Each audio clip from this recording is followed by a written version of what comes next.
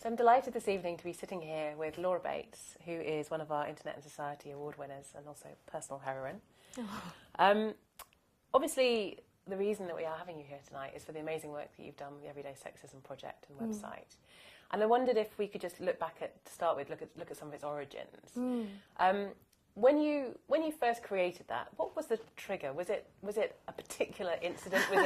Was it a whole sort of, was it a really bad week? What was it? It was exactly that, actually. It was a really bad week. Yeah. It was a series of events that all happened within, probably about 10 days, that included being followed off the bus and all the way home by a man really persistently, sort of very sexually aggressive, not taking no for an answer. Some kind of just sort of the stuff that you're so used to, men shouting at me out of car windows, a man who started groping my legs on the bus when I was on the way home on the phone to my mum one night.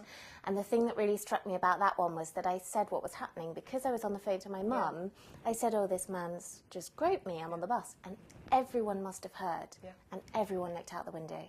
And that really brought home the normalisation of it. You know, don't make a fuss, this is normal, no one will step in. And then there was another incident with some people kind of commenting on my breasts as I walked down the street. And really the thing that made me stop and think was, if those things hadn't happened so close together, any one of them on its own, I might have just dismissed. And it was that sudden realisation that so many of these things were happening on such a regular basis, but we were used to it and not really saying anything about it when it happened. And so, when you created the website, who did you think your audience would be? Was it initially just for a few friends? Were you hoping it would gain wider circulation? What did you expect? Or was it just venting? Did it make you feel better? It was definitely out of a sense of sheer frustration, but actually, interestingly, the website grew not out of frustration at what was happening, but at the fact that people didn't want to hear it was happening.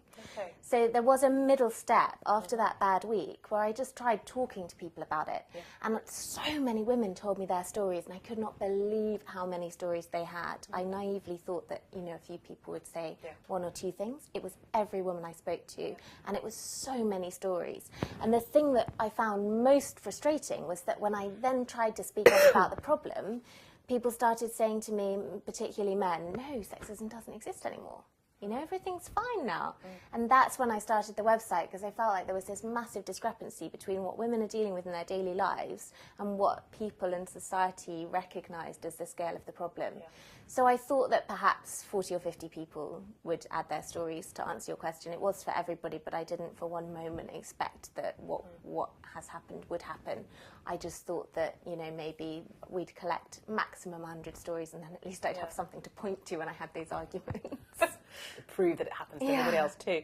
Do you have any sense of, were there particular moments that made it go viral, or particular triggers, or was it just sort of slow, gradual spread? I honestly don't know. It was a real, it didn't sort of snowball as quickly as people think it did now. It was running for several months before it started to get the kind of attention sort of feelers going up from the media. But it really was quite gradual, I think. The only thing I can think of is that it's just like in a room. When you bring the subject up in a room, person after person after person will tell their story. It's a real kind of cathartic experience, and we all have a story. So it was like that, but online, I think. I think one of the things that always fascinates me about is the mundanity of lots of the experience and the situations. It really sort of brings home, as you say, the sort of normalisation of this sort of behaviour. Absolutely. Obviously, though, and when we are, I should make it clear, of course, this is much bigger than just the website. It's the fact that this has now created a very significant public debate, a larger conversation about how we treat each other offline, online. I know also it's not necessarily just now sexism of men towards women, and it is sort of bringing in, isn't it, other issues of discrimination and harassment as well. But there is, of course, also the irony, isn't it, that actually the platform you're using is one which in many cases itself seems to encourage really quite inappropriate behaviour and language. What do you make of that irony? It's been very apparent since the beginning, and it wasn't being talked about back then when I started the project in 2012, so it came as a massive shock that within weeks of starting the project, and interestingly, before any of that media attention or growth had happened, I was already being bombarded with rape threats and death threats, really extensive messages from men talking, not just I'll kill you, but these are the 7 weapons I'll use and what order I'll use them in, and really explicit and graphic. And now, of course, we've seen that grow into a battleground, really.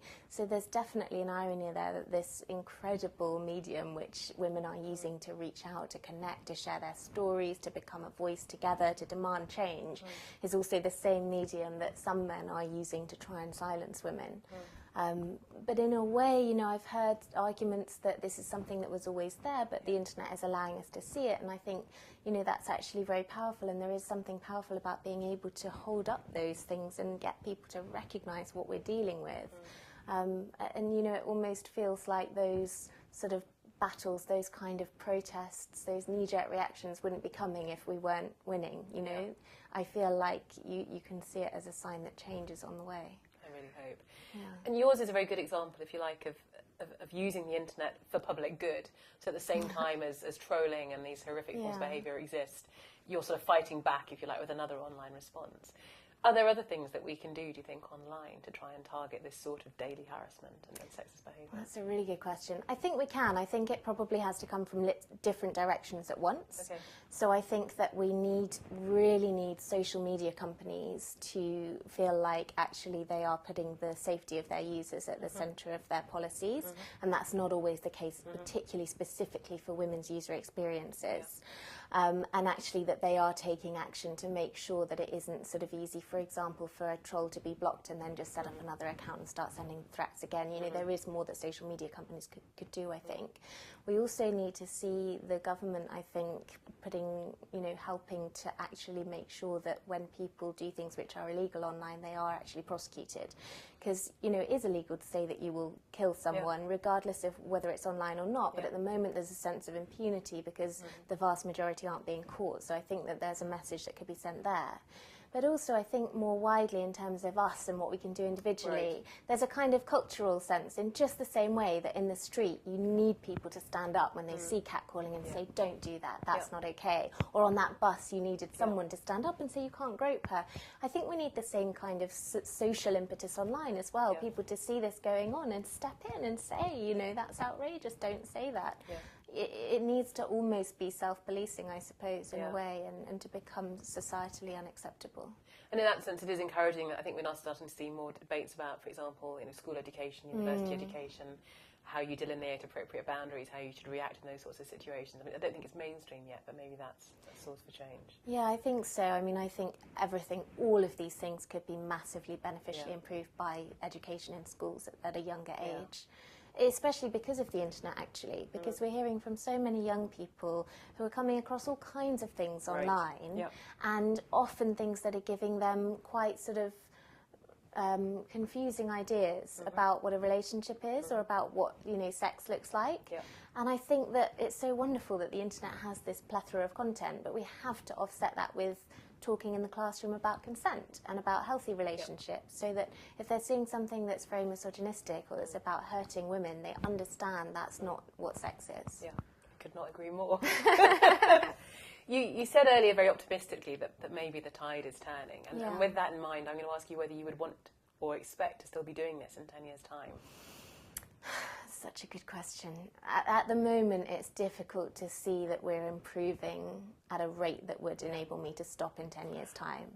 We've been running, Everyday Sexism has been running for 3 years now, or coming up to 3 years, and we've collected 80,000 stories from people all over the world.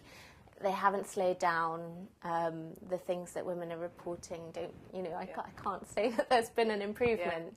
But what there has been a massive increase in men writing in saying, this has opened my eyes, or this has changed my behaviour, and women writing in saying, I didn't realise I could stand up to this, and often saying that they've reported an assault for the first time.